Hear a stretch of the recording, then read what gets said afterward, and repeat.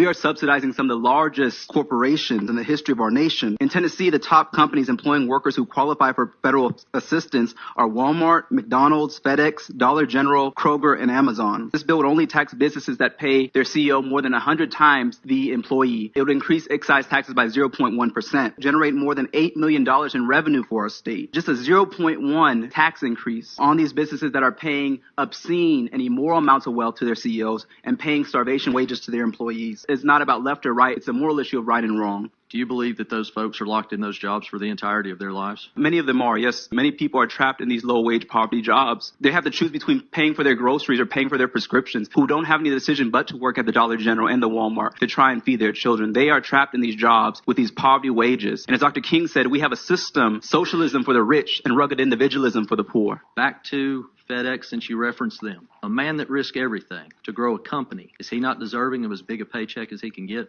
Or do you just totally believe that we should ditch free market capitalism and go toward a socialist society? What is immoral is that we as a state are subsidizing these corporations. So it is not free market capitalism because we as a state are paying people who are working full-time jobs. We're subsidizing their benefits as a state. That is wrong. So that is not capitalism. That is socialism for these corporations where we're giving welfare to them, poverty wages, while their CEO makes billions. That is immoral. People who work at Tyson, the people who work at Walmart who got us through the pandemic, who are still struggling while their CEOs got bonuses and the workers saw no increase in their wages, stagnant wages. That is immoral. Why, in your view, is it appropriate for the Tennessee General Assembly to decide that it knows better than the officers and directors of the corporation what salary a CEO or any other employee ought to be paid? It is our taxpayers who are paying for their workers to have health care and to have food benefits and many other social safety net programs because the corporations are paying poverty wages. We already brought into this whether we like it or not. What I'm hearing you say is Tennesseans, that the government is holding people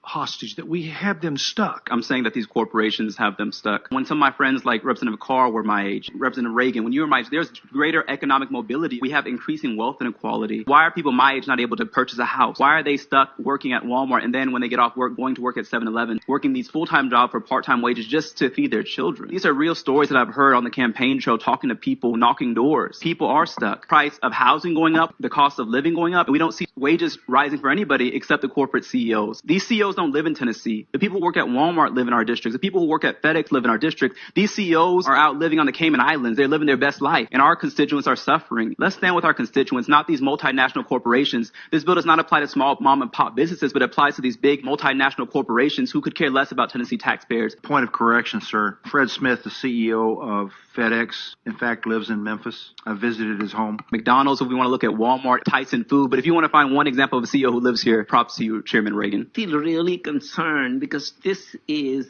basically inspiring and creating class warfare. Wants to punish success. I really feel concerned, and I don't think we should go there. With all due respect to my friend, Representative Kumar, I'm not inspiring class warfare. What I'm inspiring is a system that treats all members of our beloved community with dignity. Because everyone here claims to talk about religion. Sir, Can I just use this example, please? The question was about class warfare. If we look at what Jesus was challenging when he said, blessed are the poor, he used the word patokos, which means those who have been made systemically poor. And that is what I'm challenging. This, to me, is a moral obligation for us to care for those who Jesus called the least of these. And so I'm not inspiring any type of warfare or violence. What I'm inspiring is a system that treats people with dignity and equality. 0.1% rate tax increase as a way to incentivize corporations that pay their CEO 100 times more than the average worker. This is a very meager ask to say that we as a state, we want to help our people get off social service programs. We hear that all the time. This is a bill that is trying to start that conversation with our corporate partners. We're not saying you got to cap your CEO salary. If you want to pay them all this money, at least let's not make it 100 times more than what the average worker. They should be part of the success as well. I feel like your suggestion was hinting at I'm calling for violence or I'm calling for unrest. What I'm calling for is a community that's at peace with itself, Representative Kumar. I'm calling all of us to higher ground. This is about treating people with dignity. People in my generation can have the same type of America that my grandparents talked about when they talked about economic mobility. I just want to live in a country like that, and I want my children to live in a country like that. And I want all of our people to enjoy a part of the fruits of the labor and not just the few at the top. Since 2017, we've given FedEx 3 big tax cuts in jet fuel, and we have raised prices at the pumps for Tennesseans 3 times. Those folks at the top are seeing massive tax breaks. Citizens in our state are not. What would be the impact on Tennessee, say FedEx decided to move? They provide a number of jobs. This is not a bill that will hinder any economic development. A 0.1% tax increase, again, less than 1%,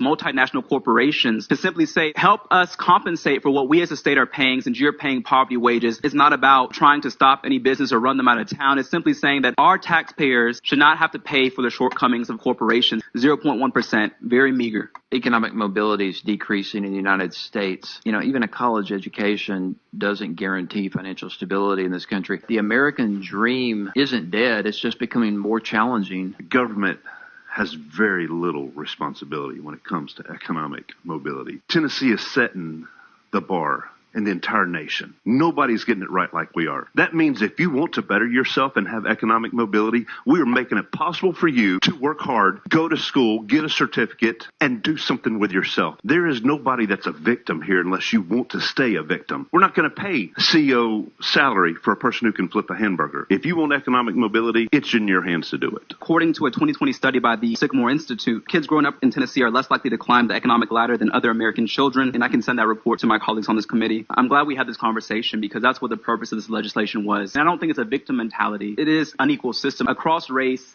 across geography, people in Tennessee are struggling and are stagnant, and the pandemic exacerbated these issues. When you go to Walmart, when you go to McDonald's, talk to the worker, ask them, why are they there? How long have they been there? What is their hope for their children and for the future generations? Have conversation with working class people. I was just in Murray County this weekend, and I'm going to be traveling across the state talking to your constituents across the state who are struggling. And I hope that we can stand together across partisan divide and say that we want to lift up our constituents to higher ground. Thank you. All in favor indicate by saying aye.